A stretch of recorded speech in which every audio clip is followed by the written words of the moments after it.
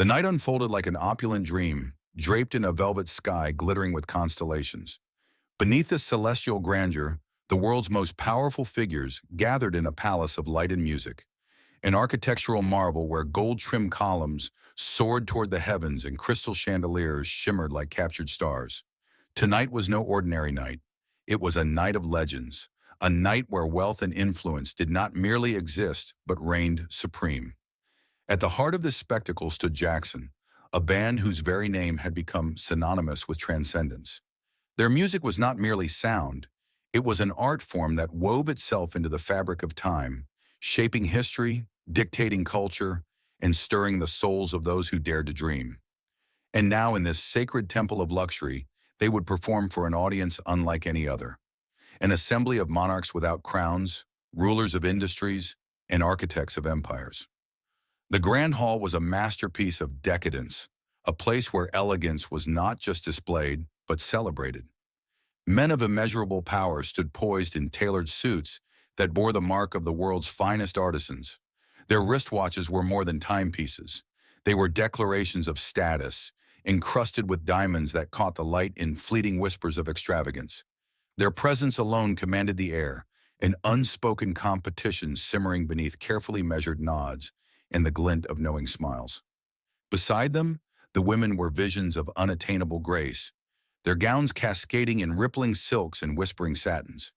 Each dress, a poetic fusion of artistry and excess, embraced their forms like the loving hands of the world's most esteemed designers.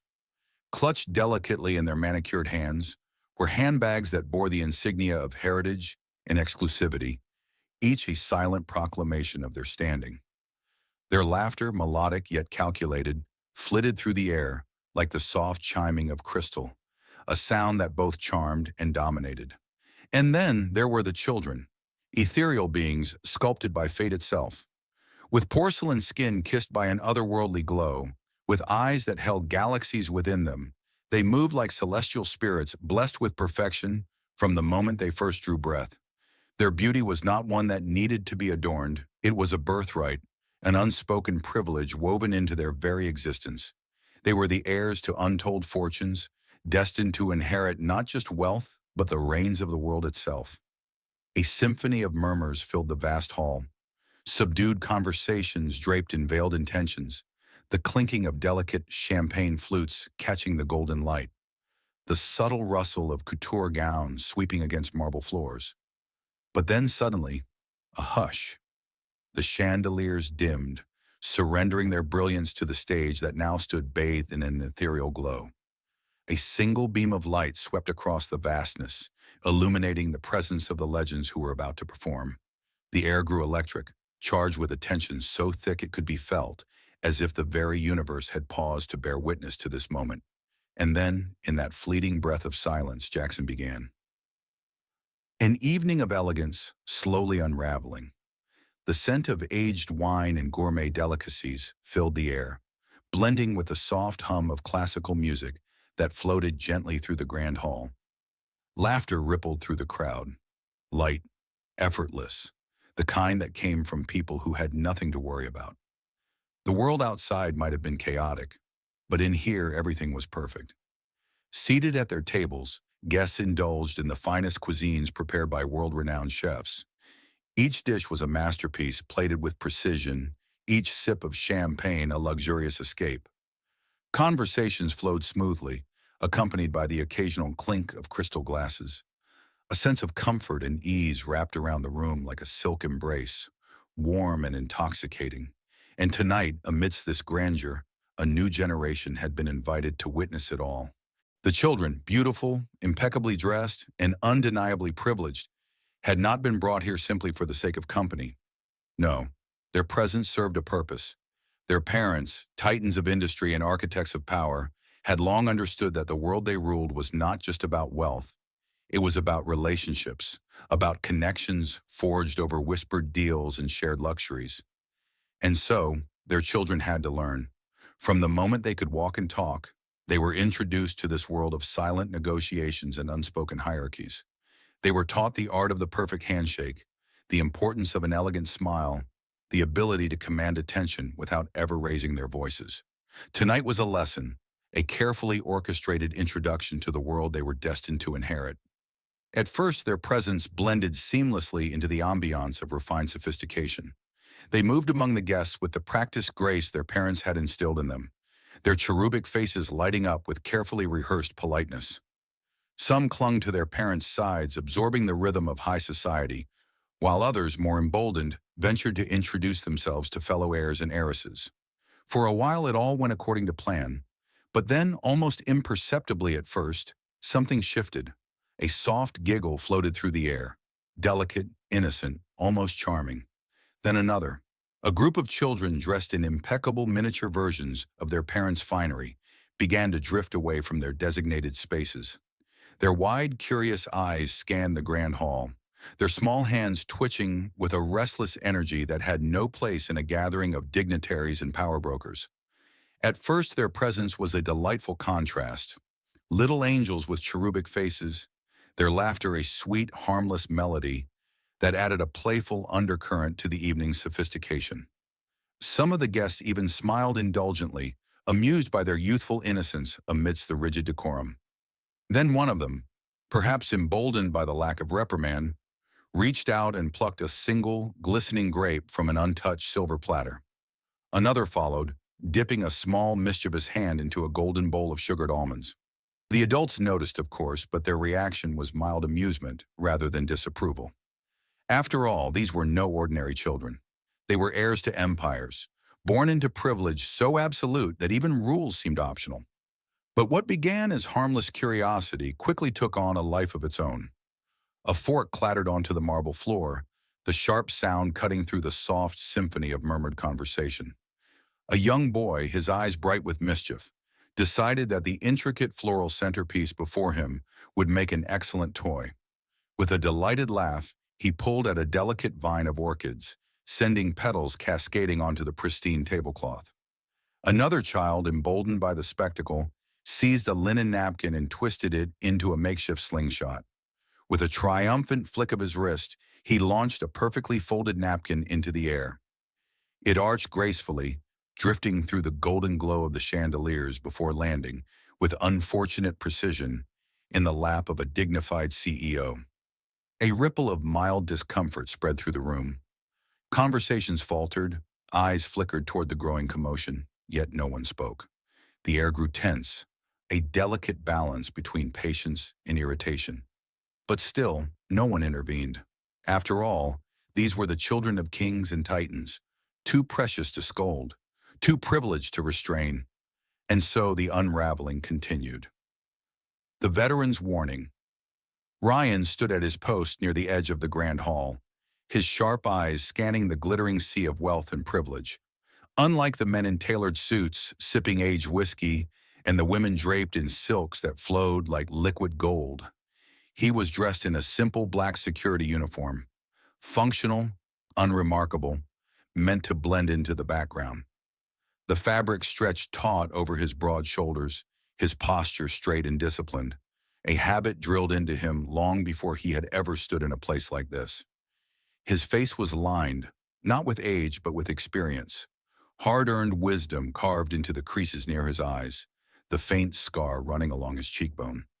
His left sleeve was folded and pinned neatly at the shoulder, hiding the place where his arm had once been.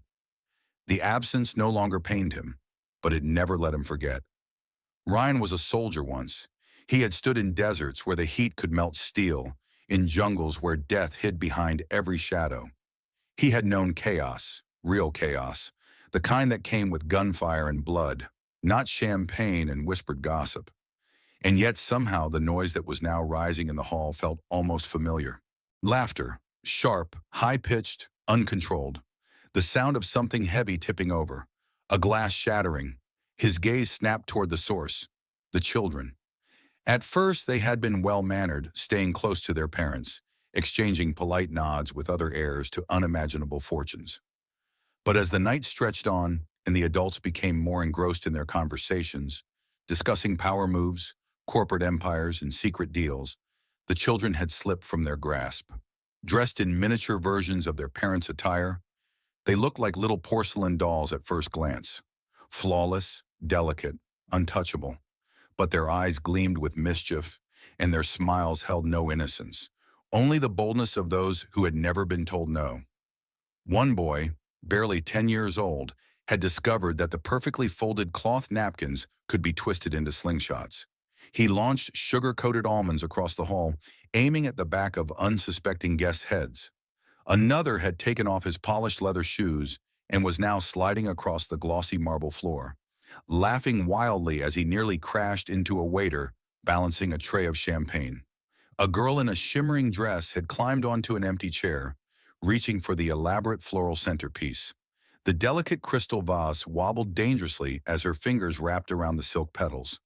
When she yanked a handful free, a cascade of water spilled onto the table, soaking the pristine tablecloth and sending white orchid petals floating like fallen snow. Ryan exhaled slowly. Not my job. His duty was to watch for threats, to ensure the safety of the event. But even now he could see the shifting expressions on the guests' faces. Some were still amused, offering indulgent smiles at the children's antics. Others were less entertained, small frowns, subtle glances exchanged, whispers behind jeweled fingers. The line between harmless fun and embarrassing disruption was beginning to blur. Ryan stepped forward. He didn't raise his voice, didn't bark orders. Years of experience had taught him that true authority didn't come from volume, it came from presence. He approached a young boy standing near the dessert table, his small hand reaching for a chocolate-covered strawberry, just as a waiter was about to place the last delicate arrangement of pastries. The boy's fingers hesitated midair when he noticed Ryan's shadow loom over him. "Excuse me, young man," Ryan said, his voice calm but firm. "Let's keep it down a little, all right? We don't want to disturb the guests." The child blinked up at him, momentarily caught off guard. For a brief moment, Ryan thought he might actually listen. Then a voice cut through the air. "This is a party," another boy declared. Ryan turned slightly, his eyes landing on William. Golden-haired, dressed in a perfectly tailored suit that likely cost more than Ryan had made in a month, William exuded an air of effortless superiority. He was the type of child who had never been denied anything, whose entire life had been paved with red carpets and quiet whispers of, "He's special," from those around him. William crossed his arms, a smirk pulling at his lips. "We can do whatever we want." Ryan met his gaze evenly. He had seen this look before, not in children, but in men who commanded armies, in officers who had grown so accustomed to power that they no longer recognized authority in anyone but themselves. "A party, yes," Ryan replied evenly, "but that doesn't mean you can disrupt everyone else." The boy tilted his head, considering this. The other children watched, waiting to see what he would do. William's smirk widened, as if he had just thought of something particularly clever. Without another word, he spun on his heel and bolted toward his parents. Ryan exhaled sharply. "Here we go." Across the hall, William's father, one of the wealthiest and most powerful businessmen in the world, was deep in conversation when his son came barreling into his side, tugging at his sleeve with dramatic urgency. "Daddy, that man won't let us play." The words cut through the hum of polite conversation like a blade. Heads turned, eyebrows raised. Some guests exchanged amused glances, while others merely watched in silence, waiting to see how the situation would unfold. Ryan remained where he stood, his expression unreadable. He had faced enemy fire, walked through minefields, and seen the kind of destruction most men could not imagine. And yet, somehow, in this room full of kings without crowns, he knew this was the kind of battlefield where men like him never won. Clash of power and pride. Ryan stood his ground as the murmurs spread through the crowd, his expression unreadable. He had been in enough situations like this to recognize when trouble was brewing, not the kind that involved bullets and explosions, but the quieter, more insidious kind. Through the sea of tailored suits and designer gowns, a man stepped forward with slow, deliberate movements. John. He was tall, immaculately dressed, and carried himself with the confidence of a man who had never been questioned, never been denied anything in his life. His cufflinks gleamed under the chandelier's golden light, and the watch on his wrist, likely worth more than a house, caught the reflection of the grand hall's opulence. He didn't look angry, not yet. He looked amused, as if what was unfolding before him was nothing more than a minor inconvenience, a trivial game he was about to win. Placing a hand on his son's shoulder, John cast a brief glance at William, whose smug expression confirmed that he had already won the first move. Then he turned his gaze to Ryan, eyes cold, calculating. "I assume you're the one who thought it was appropriate to scold my son?" John's voice was smooth, practiced, the kind of voice that had closed billion-dollar deals and dictated the futures of lesser men. Ryan met his gaze evenly. He had dealt with warlords and commanders who thought they were untouchable. This man was no different. "I didn't scold him," Ryan said plainly. "I asked him to keep the noise down. This is a formal event, not a playground." John exhaled sharply, a humorless chuckle escaping his lips. "A formal event, you say?" He gestured around. "I see people laughing, drinking, enjoying themselves. My son was simply expressing himself. Isn't that what these gatherings are for? To build connections? To socialize?" Ryan kept his voice steady. "There's a difference between socializing and disrupting an entire event." He nodded toward the other guests. Some were still pretending not to listen, while others openly watched, waiting to see where this confrontation would lead. "If the children aren't reminded of that, someone else will." John's expression darkened slightly, his amusement thinning at the edges. "And you think that someone is you?" He let out another quiet chuckle. "Who exactly do you think you are?" Ryan squared his shoulders, his posture unshaken. "I'm the man responsible for making sure this event runs smoothly. If that means asking your son to behave, then yes, I'm that someone." That was the moment John's amusement fully cracked, giving way to something uglier. His lips curled in a smirk that didn't reach his eyes, his voice dipping into something more condescending. "You must be confused, soldier," he sneered, deliberately emphasizing the word like it was an insult. "You're here to stand in the corner and make sure no one gets in without an invitation, not to lecture children of real men." A few murmurs rose from the crowd. Some of the guests shifted uncomfortably, while others smirked, entertained by the unfolding humiliation. Ryan felt his jaw tighten, but he didn't move. He had been called worse, much worse. John took a step closer, his voice lowering to a venomous whisper. "Let me make something clear to you, security boy. You do not have the authority to tell my son what he can or cannot do. In fact, you don't have the authority to tell anyone here anything. You're just a broken relic from a war nobody cares about, wearing a cheap uniform in a room full of men who could buy and sell your entire existence." Ryan remained silent, but his fingers curled slightly at his side. And then, like vultures circling fresh prey, other parents began stepping forward. "He's right," one man scoffed, his diamond-studded watch glinting as he waved dismissively. "Who does this man think he is, telling our children what to do?" A woman in a floor-length silk gown shook her head, her voice laced with disdain. "This is why events like this shouldn't let just anyone work security. It ruins the atmosphere." Another man laughed cruelly. "Look at him, half a man, half a job. Who let a cripple tell the sons of billionaires how to behave?" The words hit hard, but Ryan didn't flinch. He had faced real enemies, real battles. This question mark, this was just noise. John, sensing his growing advantage, pressed forward, his voice dripping with mockery. "Let's be honest here," he said, flashing a condescending smile. "Men like you don't belong in places like this. You're nothing more than a glorified servant, a piece of decoration meant to keep the undesirables out." "A nobody?" The final word was a dagger, cutting through the tension like a blade. Ryan's grip tightened ever so slightly. His instincts screamed at him to act, to respond, to put this man in his place. But he knew better. He had survived battlefields where the wrong move meant death. He had learned when to strike and when to endure. And right now, in a room full of people who saw him as less than human, striking back wouldn't win him anything. So he did the hardest thing he had ever done. He stood there and took it. And in that silence, in his refusal to lash out, he won a different kind of battle. Because while John smirked, believing himself victorious, Ryan saw something else in the eyes of a few watching guests. Shame. Not everyone here was blind to the cruelty unfolding before them. Not everyone found amusement in tearing down a man who had given his arm for a country that barely acknowledged his sacrifice. And that, Ryan knew, was worth more than a fight he couldn't win. For now, divided loyalties, Ryan took a deep breath, forcing himself to remain calm. His years in the military had taught him patience, discipline, and how to hold his ground even in the face of hostility. He had been in war zones where survival depended on keeping a cool head under fire.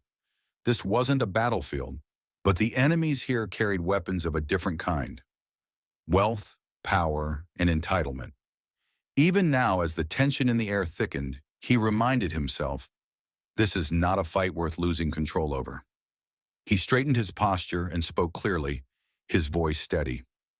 Ladies and gentlemen, Ryan addressed the gathering, this is a formal event, and there are certain expectations of behavior that we all must respect.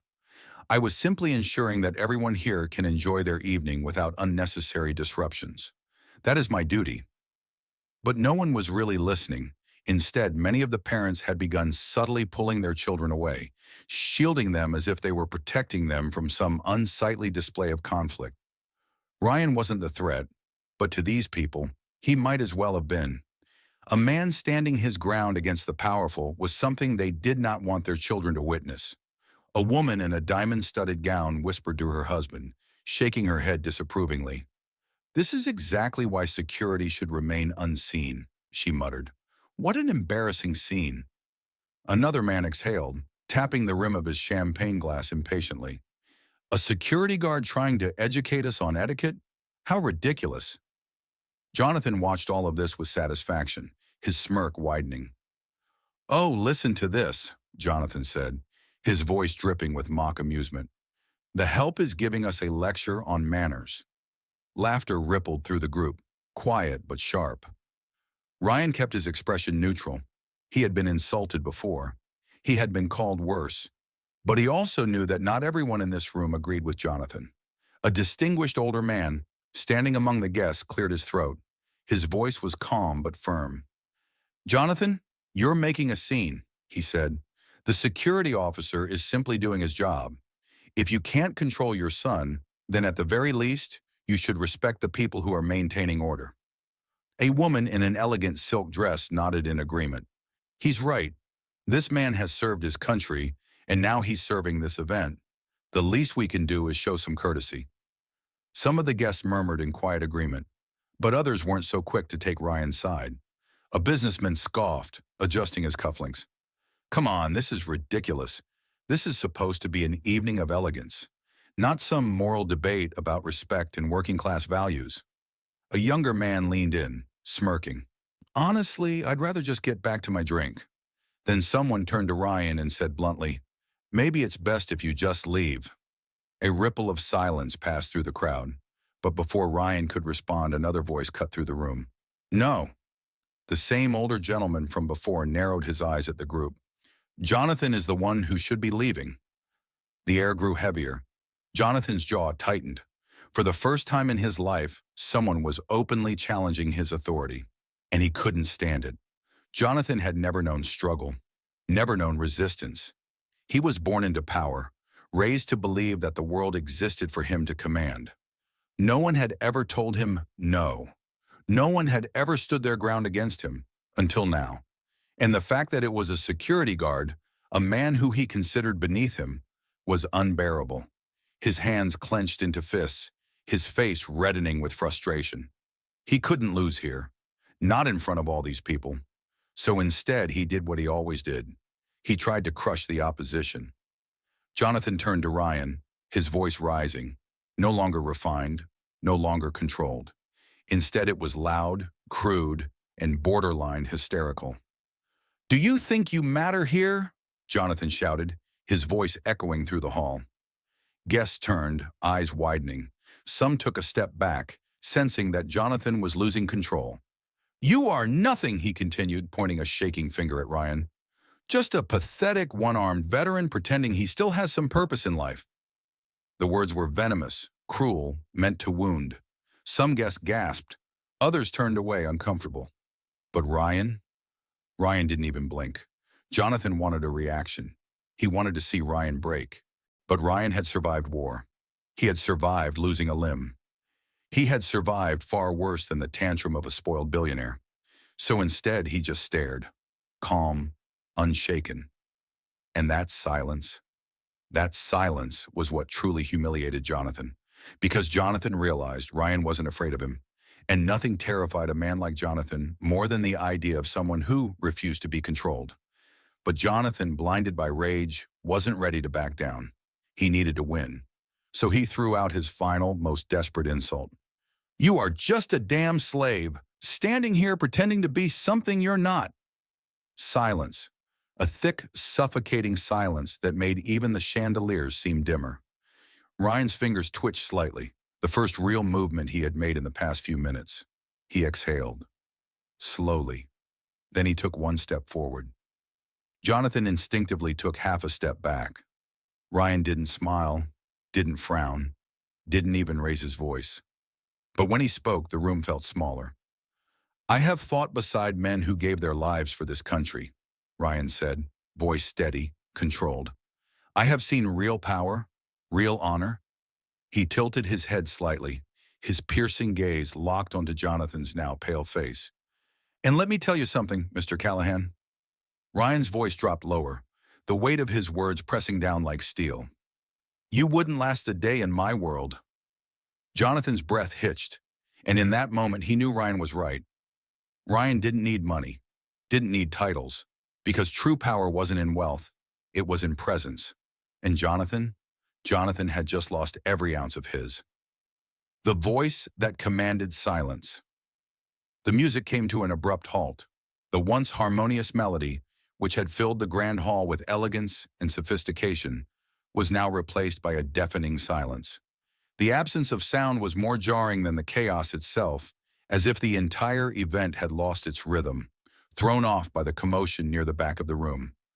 And then, a voice cut through the tension like a blade. "Enough!" The single word echoed across the hall, amplified by the microphone. It wasn't shouted, yet it carried a weight that settled heavily over the room, demanding attention without force, only presence.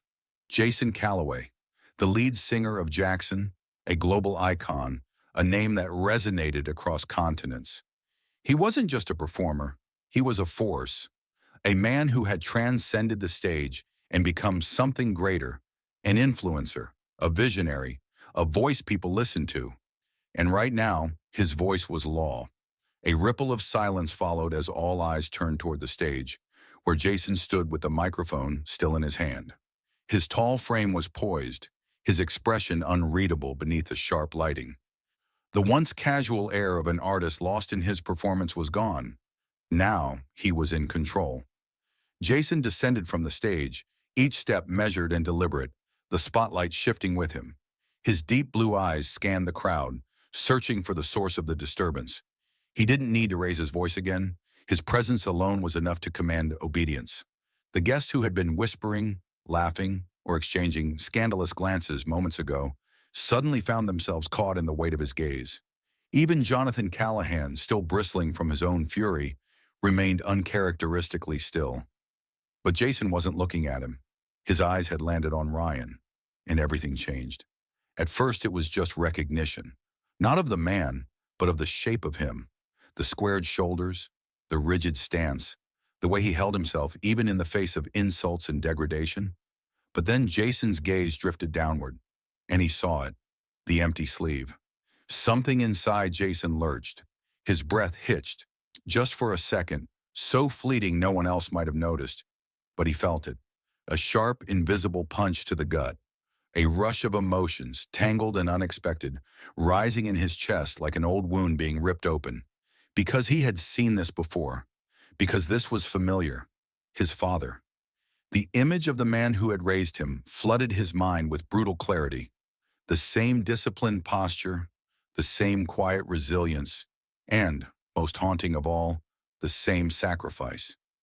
Jason's hands clenched around the microphone, knuckles turning white. He had spent years trying to separate himself from that part of his past. Not because he was ashamed, but because it hurt. Because every memory of his father before the war was different from the man who had returned home. The man who had walked through their front door with one less leg than when he had left. The man who had once stood strong and unshaken, now struggling with things that once came effortlessly. The man who had never spoken about the pain, never asked for pity, never allowed himself to show weakness. The man who had taught Jacson everything he knew about strength. And now standing before him was another man, one who had walked the same path, borne the same burdens, carried the same unspoken weight. Jacson swallowed, his throat tightening. The golden glow of the chandeliers, the polished floors, the murmuring elite, all of it faded into the background. All he could see was his father, and now this man. The microphone in Jason's grip lowered slightly as he stepped closer. The air between them was thick, charged with something unspoken, understanding, recognition, something neither of them needed to explain. When he finally spoke, Jason's voice had changed. It was no longer the commanding tone of an artist silencing a crowd. It was quieter, personal. "Are you a veteran?" Ryan hesitated. There was a shift in him, not of fear, but of caution, like a soldier assessing whether the question was a threat or if it was safe to answer. Then slowly he gave a small nod.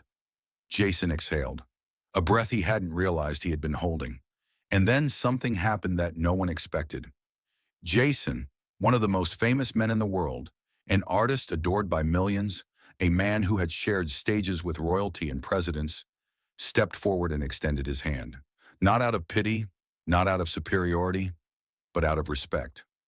For a long moment, Ryan didn't move. He looked at Jason's hand, then up at his face as if searching for something. Doubt, mockery, insincerity. But there was none. Jacson knew. Because Jacson had seen this before. Because Jacson had lived with it. And because, in this moment, the only thing that mattered was that recognition. It was the kind of respect no amount of money could buy. The kind that came only from those who understood what it meant to give up a piece of yourself for something greater. And for the first time that evening, Ryan didn't feel invisible. Slowly he reached out and shook Jason's hand. A silent message passed between them, one no one else in the room could understand. But it didn't matter, because in that moment, they understood each other. And for Ryan, that was enough. A voice that echoed through time. Jacson stood still for a moment, his fingers tightening around the microphone as he let out a slow, measured breath. The silence in the room was thick, the kind of silence that didn't just fill space but carried weight.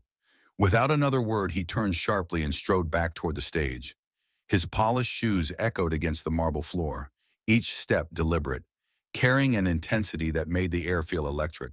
He ascended the steps quickly, then turned to face the crowd once more, his jaw clenched, his eyes burning with something raw. He wasn't just a performer anymore. He was a man with something to say. Raising the microphone, his voice rang out, clear and unwavering. "Before we continue," Jacson began, "I'd like to take a moment to share something with all of you." A murmur passed through the audience, shifting uneasily. This was unexpected. This was not part of the evening's schedule. But no one interrupted, because Jacson Calloway had the floor. He let his gaze drift over the sea of opulence before him, the wealthy elites, the polished heirs, the power brokers who had spent their lives shielded from the very things he was about to speak of. Then his eyes found Jonathan Callahan, and his blood boiled. Jason's voice hardened, laced with an anger he didn't bother to hide. "Tell me, Jonathan," he said, his words slicing through the silence, "what does war mean to you?" Jonathan, still stiff from their earlier encounter, blinked in surprise. Jacson didn't let him finish. "Do you even know?" Jason's voice rose, his frustration spilling over. "Do you have the slightest idea what it means to fight, to bleed, to lose everything, just so that others, people like you, can sit in comfort, enjoying the world that was paid for in blood?" A ripple of unease spread across the hall. Jacson didn't stop. "Tell me, Jonathan," he demanded, his voice sharp as a blade. "Do you think your empire, your father's fortune, your family name, your comfortable little kingdom, would even exist if men like him," Jacson gestured toward Ryan, "hadn't fought for it?" Jonathan clenched his jaw, his hands curling into fists. For the first time that evening, he had no words. Jacson exhaled sharply, his chest rising and falling with barely contained fury. War, he continued, his voice lower now, but no less intense, is not some abstract idea. It is not a story in history books or a headline you scroll past on your phone. It is real, it is brutal, and it is paid for by the lives of men who never come home. He ran a hand through his hair, trying to steady himself, but the fire inside him only burned hotter. He hadn't planned on saying any of this, but now standing here, he had to. His grip on the microphone tightened as he spoke again, this time with a different kind of emotion. My father was one of those men. A hush fell over the room. Jacson swallowed hard, the memories washing over him, raw and unfiltered. He had never spoken about this in public, never allowed himself to be vulnerable about something so deeply personal. But now he needed them to understand. My father, he continued, his voice steady but filled with something heavy, was a soldier, a man who left behind everything he knew, his home, his family, his future, to fight in a war he never asked for. He went because it was his duty, because he believed in something greater than himself. Jason's gaze dropped for a brief second, lost in the weight of memory. When he left, he was strong, he said quietly. When he came back, he was missing a leg. A few gasps broke the silence. Jacson let the words hang there, let them sink in. He never spoke about what happened out there, Jacson continued, his voice tight with emotion. Not in detail, but I saw it in his eyes. The things he'd lost, the ghosts that followed him home. He looked back at Jonathan, his jaw tightening again. And yet, Jacson said, his voice sharp, despite everything, despite the pain, the struggle, the nights spent staring at the ceiling because the memories wouldn't let him sleep, he never once complained. His voice cracked slightly, but he pressed on. He never demanded recognition, never asked for thanks. He just carried it, because that's what men like him do. Jacson turned his gaze to Ryan now. His voice softened. They don't ask for pity. They don't expect applause. They just carry it. Ryan's face remained stoic, unreadable. But his eyes said everything. Jacson inhaled deeply before looking back at the crowd. And yet, here we are, he said bitterly, in a room full of people who reap the benefits of their sacrifices, but don't even have the decency to show respect. His voice dropped lower, but somehow it felt louder. That is the real disgrace. Silence. A deep, uncomfortable silence. No one spoke. No one dared to. Jonathan's face was pale, his mouth pressed into a thin line, but he said nothing. Because what could he say? Jacson looked over the room one last time, letting his words linger. Then stepping back, he adjusted his grip on the microphone. Now, he said finally, voice even once more, if you'll excuse me, I have a song to finish. With that, he turned and walked back toward the center of the stage. But something had changed. The performance wouldn't be the same, because now the entire room knew the weight of the words he was about to sing, and no one would hear them the same way again. A song for the forgotten. The silence in the grand hall was no longer one of discomfort, but of reverence. The room, once filled with whispers, mockery, and meaningless chatter, now stood still, as if frozen in time. Every pair of eyes was locked onto the stage, onto the man who had just shattered their comfortable ignorance with words that carried the weight of generations. Jacson took a deep breath. His gaze flickered to Ryan, who still stood firm, composed but undeniably changed by the moment. Then Jacson did something no one expected. He extended a hand. Join me, he said, his voice carrying across the hall, steady but inviting. Ryan stiffened slightly, instinctively glancing toward the guests who had insulted him just minutes ago. Some of them still bore expressions of quiet contempt, others of unease, but many looked uncertain, their arrogance faltering under the weight of Jason's words. For a long moment, Ryan didn't move. Then with a slow, measured breath, he reached out and took Jason's hand. A ripple of surprise spread through the audience as Jacson led Ryan up the steps of the stage. He wasn't just pulling a veteran into the spotlight. He was forcing an entire room of privileged elites to acknowledge him. When they reached the center of the stage, Jacson turned back to the microphone. His grip on it was firm, his expression unreadable. Then, with the confidence of a man who had spent his life commanding the attention of thousands, he spoke. "I want everyone here to listen carefully," Jacson said, his voice unwavering. "Tonight we are gathered in luxury, in comfort, enjoying an event that exists because of peace." He let that word sink in. "But peace doesn't just exist on its own," he continued, his voice deepening with emotion. "It was earned, it was fought for, and men like him," Jacson gestured toward Ryan, "were the ones who paid the price." A pause, a heavy, suffocating pause.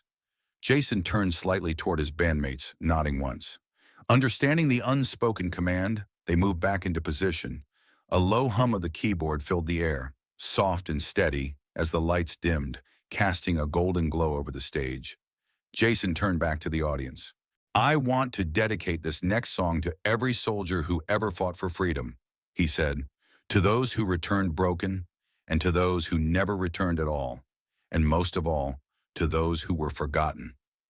His eyes met Ryan's for a brief second. Then he began to sing. The war song. The first note hit like a whisper of the past, gentle but filled with the weight of memory. Jason's voice was raw, deep, carrying the sorrow of 1,000 battlefields. They marched under burning skies, with fire in their hearts and steel in their eyes. They fought for a land they called their own, but some would never make it home. The melody climbed, powerful yet sorrowful, a tribute to sacrifice. Ryan stood beside him, motionless. He had heard songs about war before, but never like this. Never one that understood, that felt like it had been sung by someone who had seen the same horrors, even if through different eyes. The chorus swelled, the band joining in, the music soaring with the weight of history. For the ones who stood when others fled, for the ones who bled but never begged, for the names forgotten, the graves left bare, we stand for you, we remember, we swear. Jason's voice was commanding, fierce, unstoppable. He sang for his father, for the countless men who had given their limbs, their youth, their lives, only to be cast aside by those too rich to care. He sang for Ryan, and this time the room did not ignore it. Some guests lowered their heads, ashamed. Others swallowed thickly, their hands tightening around their glasses as if to ground themselves. A few even looked toward Ryan, not with pity, but with genuine recognition. By the time Jacson reached the final verse, his voice had dropped to almost a whisper. "So raise your glasses, not just for the kings, but for the soldiers, the nameless, the men with clipped wings. For they gave us the world we stand in today, and we owe them more than words can say." The final note hung in the air like a ghost, lingering long after Jason's voice had faded. Then, thunderous applause, not the forced, polite clapping of an audience at a high society event. Number this was real, loud, resounding, filled with emotion. People rose from their seats, some clapping, some wiping their eyes, others looking at Ryan with something resembling respect. Jacson turned back to the microphone, his face unreadable, his chest rising and falling from the weight of his own emotions. Then he spoke again. "This man beside me," Jacson said, his voice quieter now but filled with undeniable authority, "is a veteran, a man who has given more to this country than any of us in this room ever will." He turned his gaze back to Jonathan, whose face had gone pale, his lips pressed into a thin line. "And yet, there are people in this room who dare to look down on him, who dare to call him lesser." Jason's voice hardened. "People who know nothing of history, nothing of sacrifice, nothing of what it truly means to earn your place in this world." A few guests shifted uncomfortably. Jacson let the silence stretch before delivering the final blow.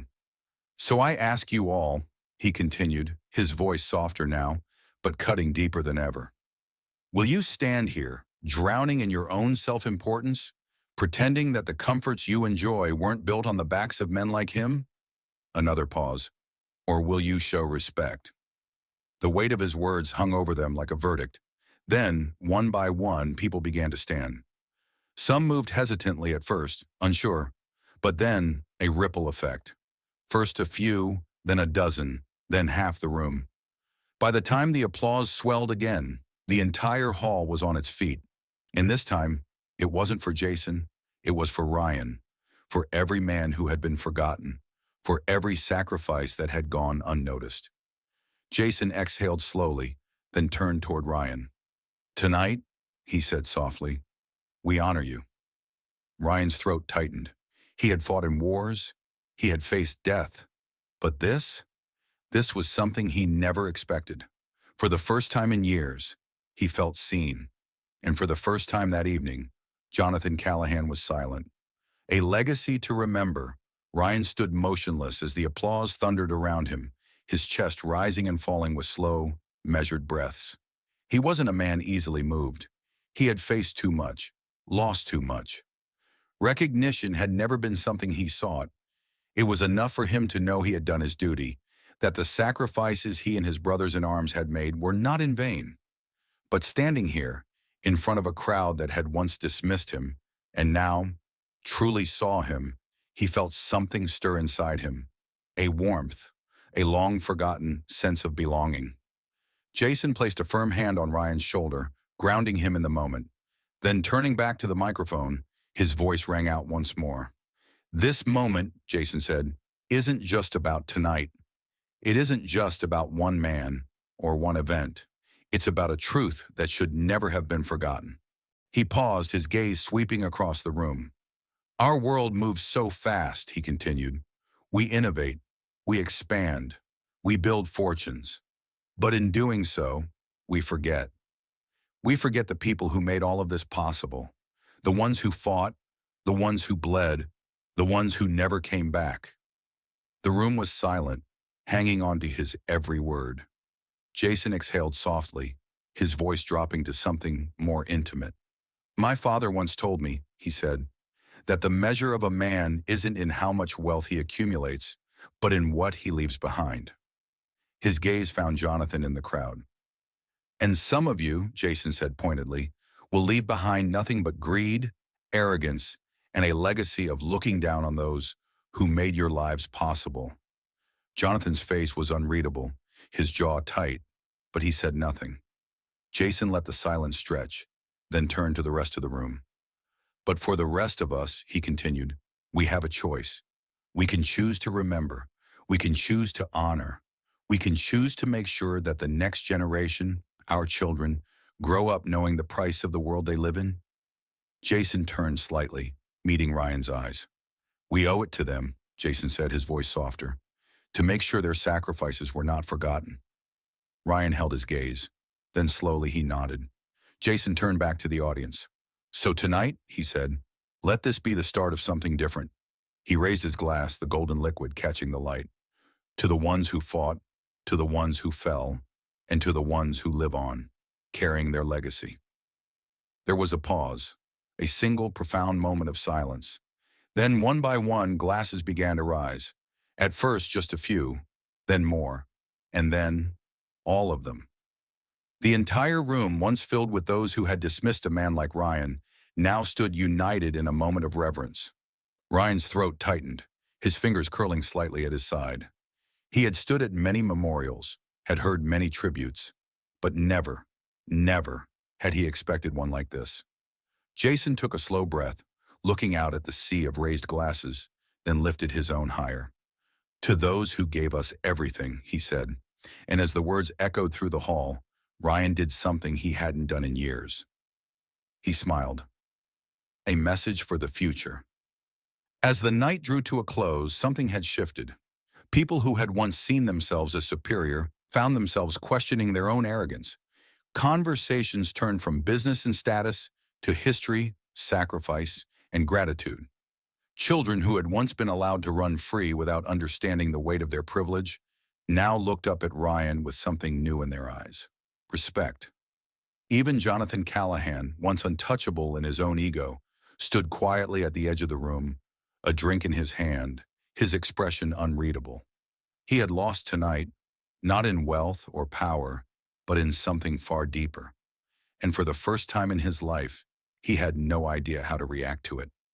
Ryan, now standing near the entrance of the hall, watched all of this unfold. He had never needed recognition, never sought validation. But tonight, he had been given it, not because he had demanded it, but because one man had chosen to stand up and remind the world what mattered.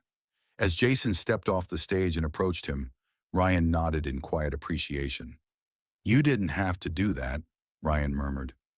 Jacson smiled faintly. "Yes, I did." Ryan exhaled, then extended his hand. Jacson took it, firm, unwavering, a handshake not just of gratitude, but of understanding. And as Ryan turned to leave, walking into the night, Jason's voice echoed behind him. One final message, not just for the room, but for the future. Never forget those who fought for the world you stand in today. And as the doors closed behind Ryan, the stars above seemed just a little brighter. For tonight, history had been honored, and the future had been reminded.